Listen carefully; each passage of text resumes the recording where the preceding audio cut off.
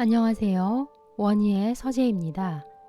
오늘은 세이노의 가르침 중 부자는 검소하면 안 된다를 읽어드리겠습니다. 2000년 초에 100만원짜리 주문 도시락이 시판되기 시작하자 모든 신문에서 그 사실을 보도했다.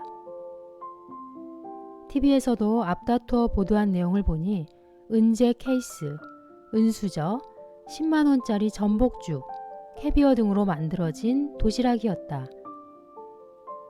뉴스 프로그램에서 인터뷰에 응한 시민들의 반응은 밥을 굶는 사람도 많은데 IMF를 벌써 잊었느냐는 것이었다. 기자들도 그렇게 합세했다. 한 장에 7,000원 한다는 금방 명함이 나왔을 때 역시 언론과 시민들의 반응은 떫다는 분위기였다. 경제가 어려워지면 언제나 호화 사치품에 대한 질타가 빠지지 않는다. 그리고 그 내용은 4천만원대 밍크코트, 3,500만원대 사슴털 코트, 1,000만원대 악어가죽 핸드백, 프랑스제 300만원대 라이터, 외제 자동차 등이 잘 팔린다는 천편일률적인 것이다. 그리고 아직도 부유층들이 정신을 못 차렸다. 한심하다. 그런 돈들이 세금이나 제대로 낸 돈인지 세무조사 해야 한다 등등의 논조가 언제나 나타난다. 그러면서 졸부들의 허세성 소비생활에 서민의 꿈이 짓밟힌다. 졸부들의 무절제한 행태는 어려운 많은 이웃들에게 깊은 상처를 주게 되고 일부 불만계층의 극단적인 행동까지도 유발할 수 있다. 일본의 경우 대기업의 오너들이 30평도 안 되는 작은 집에서 살며 타의 모범을 보이는 일이 허다하다. 부자든 가난한 사람이든 더불어 산다는 공동체 의식을 한시라도 잊어서는 안 된다 등등의 논조가 뒤를 잇는다.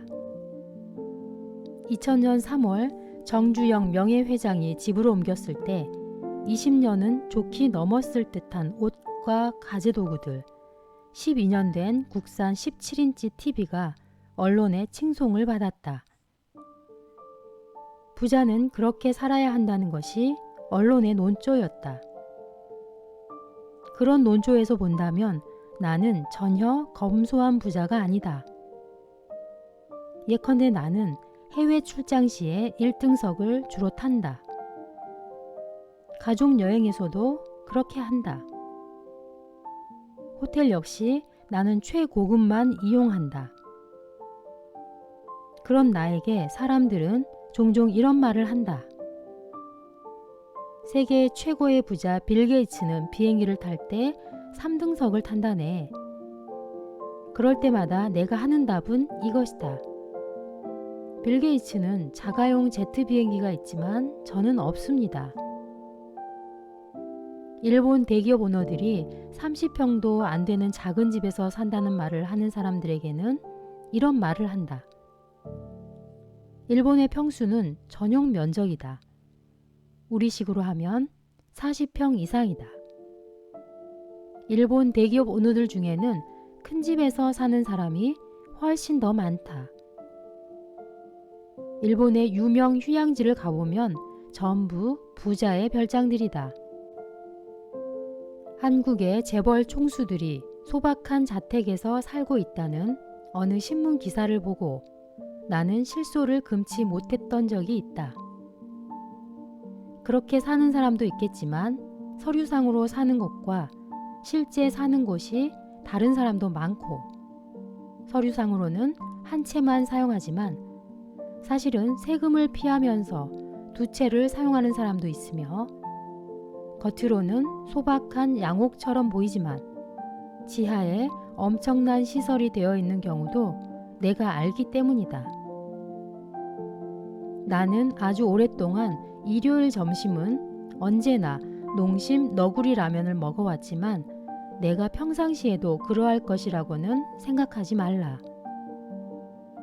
나는 때로는 한 끼에 1인당 수십만원짜리 식사도 거리낌 없이 먹으니까 말이다. 언젠가 어느 금융회사 직원들과 점심을 먹게 되었기에 순댓국 잘하는 데 있느냐고 물었더니 아니 순댓국도 드십니까? 하는 말을 들었던 적이 있다. 내 참 기가 막혀서 부자는 뭐 입에 금태 둘렀나? 대형 PDP TV도 있고 초대형 프로젝터도 있지만 내가 욕실에 갖다 놓은 TV는 이웃집에서 버린 TV를 주워와 내 자신이 직접 수리한 것이다. 15년 된 세탁기가 고장나 서비스 센터에서 버리라고 했을 때에는 버리기가 아까워서 나 스스로 고쳐보려고 8시간 이상 씨름을 한 적도 있다. 내가 아는 어느 부자는 서울 잠실에 수백억 원대의 빌딩을 순전히 보유 현금으로 건축할 정도로 부자지만 식사는 잘해야 돼지갈비다. 소갈비는 비싸서 평생 먹지 않는다는 것이다. 하지만 그는 술은 비싼 양주만 마신다.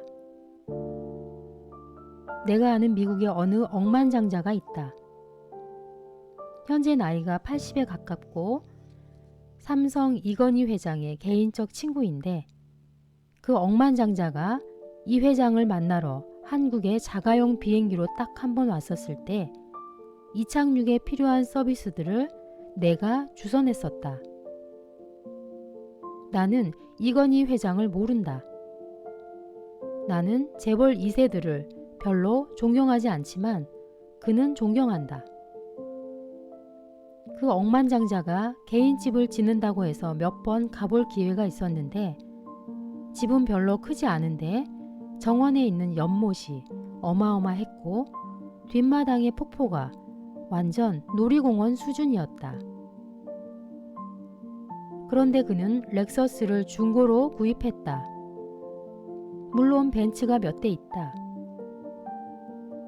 거실 천장에 매달 샹데리아를 구입하러 프랑스까지 가서 경매장에서 수십만 달러를 주고 구입해 오는 양반이 말이다. 이러한 모순된 소비 태도가 부자들에게 있음을 알아라. 부자들을 그들의 소비 생활 중 지극히 단편적인 면 하나를 떼어다가 평가하지는 말라는 말이다. 이런 잘못된 평가를 언론이 제일 많이 저지른다. 요즘 미국 부자들의 생각과 소비 패턴을 잘 보여주는 책은 미국의 저술가 데이비드 브룩스가 쓴 보보스다. 그는 이 책에서 부르주아와 보헤미안을 합쳐 보보란 새로운 단어를 만들었다. 나는 보보스를 읽으며 정말 상당히 많이 크게 웃었는데 공감하는 부분이 많았기 때문이다. 부자들을 이해하려면 반드시 읽어보아라. 하지만 장담하건대 당신이 부자가 아닌 이상 공감을 하지는 못할 것이며 웃음도 나오지 않을 것이다. 책을 읽고 난 뒤에도 여전히 한국의 부자들은 미국 보보들과는 질이 다르다고 생각할 것이다. 대부분의 사람들은 한국의 부자들은 벤츠를 몰다가 티코가 끼어들면 건방지다고 티코 운전사를 마구 패는 족속으로 밖에는 생각하지 않는다. 그런 녀석들은 모두 졸부이거나 졸부 2세들이다. 어쨌든 부자가 되고 싶은 사람들에게 질문 하나를 던지고 싶다. 부자들이 검소하게 살아야 하고 돈도 쓰지 말아야 한다면 당신은 굳이 왜 부자가 되려 하는가? 지금 이미 그렇게 살고 있는 중 아닌가? 우리가 잘 아는 동화가 있다. 어느 부자가 나무 밑에 금을 숨겨놓고 밤마다 찾아가 그 금을 보고 좋아하였으나 어느 날 도둑을 맞았다. 슬피 우는 부자에게 누군가 이렇게 조언을 했다. 쓰지 않고 보기만 할 것이라면 금이면 어떻고 돌이면 어떠냐? 돌을 파묻어 놓고 그것을 금이라고 생각하면 될 것 아니냐? 사람들은 부자가 되고 싶어 복권을 사고 복권에 당첨되어 부자가 되면 하고 싶은 대로 다 쓰겠다고 생각하면서 돈 쓸 생각에 부풀어 잠도 못 이룬다. 그러면서도 부자들은 돈을 파묻어 두고 검소하게 살기를 바란다. 정말 골 때린다. 나는 부자들이 돈을 많이 써야 한다고 생각하는 사람이다. 쓰지 않을 돈을 모으는 사람이야말로 돈의 노예이다. 돈은 써야 한다. 한 달에 1,000만 원의 가치를 창조하는 사람에게 그 10분의 1의 가치를 창조하는 사람과 똑같이 소비하며 살라고 하는 것은 결코 올바른 요구가 아니다. 왜 자본주의 국가인데도 국민들 대다수는 공산주의식으로 경제적으로 똑같은 소비 생활을 해야 애국애족으로 생각하는지 나는 이유를 모르겠다. 한 달에 200만 원을 버는 사람이 10만 원짜리 옷을 사 입었다면 1억을 버는 사람이 500만 원짜리 옷을 사 입은 것과 소비 비율은 똑같은 것 아닌가? 그래도 소비는 건전하게 합리적으로 해야 한다고? 뭐가 건전한 소비인가? 낭비하지 말고 분수에 맞춰 하라는 것이 건전한 소비임에는 이견이 없을 것이다. 자, 그렇다면 그 낭비와 분수의 기준은 누가 결정하는 것인가? 한국 최고의 연봉을 받는다는 휠라코리아 윤윤수 사장이 2억 원이 넘는 벤츠 600을 탄다고 해서 그가 분수 넘치는 소비를 한다고 당신은 생각하는가? 아니, 왜 낭비의 기준을 당신 수준으로 결정하려고 드는가? 젊었을 때 노는 것도 모른 채 열심히 시간을 쪼개가며 잘 살고자 노력해온 내가 만일 놀기 좋아하고 편안한 것만 찾아온 수많은 다른 사람들과 비슷한 수준의 경제 생활을 국민 정서에 따라 강제로 해야 한다면 나는 너무나도 억울하다. 차라리 이민을 가고 말 것이다. 나는 세금을 많이 냈기 때문에 재산을 달러로 바꿔 얼마든지 갖고 나갈 수 있다. 미국의 니만 마커스 백화점 체인의 크리스마스 선물 카탈로그에는 이 인용 잠수함도 있었다. 위에서 말한 내가 아는 미국의 억만장자는 집 뒤 정원에 놓을 집채만한 정원석들을 중국에서 가져오기 위해 아예 화물선 하나를 전세를 냈는데 그 돌들이 장난이 아니었다. 미국 부자들의 돈장나는 상식을 초월한다. 한국에서는 부자들이 돈을 못 쓴다. 부자들의 돈이 사회로 다시 돌려지도록 하는 방법들에 대해 한국은 무지하다. 냉철하게 생각해보자. 졸부들의 허세성 소비가 서민의 꿈을 짓밟고 어려운 이웃의 마음에 깊은 상처를 준다고? 왜? 심리적으로 그렇게 느끼게 만들었으니까? 그렇다면 천재는 둔재의 마음에 상처를 주었으므로 처단해야 하고 미스코리아는 다른 여자들의 마음을 우울하게 하였으므로 처단해야 한다는 말인가? 일본 나가사키에 있는 세계적인 휴양지 하우스 템보스는 2003년에 부도가 나기는 했지만 네덜란드의 마을 풍경을 그대로 재현하여 지방자치단체에서 만든 곳이다. 재정이 부족하자 그들은 인공운하 옆에 자가용 요트 정박시설도 갖춘 최고급 별장촌을 만들고 부자들에게 팔아 재원을 마련했다. 영종도에 신공항이 들어설 때 나는 혹시나 바닷가에 그런 고급 단지가 없는지 알아보았다. 그때 내가 공무원에게 들었던 말은 우리나라에서 그렇게 했다가는 맞아 죽어요 였다. 나는 내가 굶어서 길바닥에 쓰러졌을 때조차 부자들의 소비에 대해 불평한 적이 단 한 번도 없다.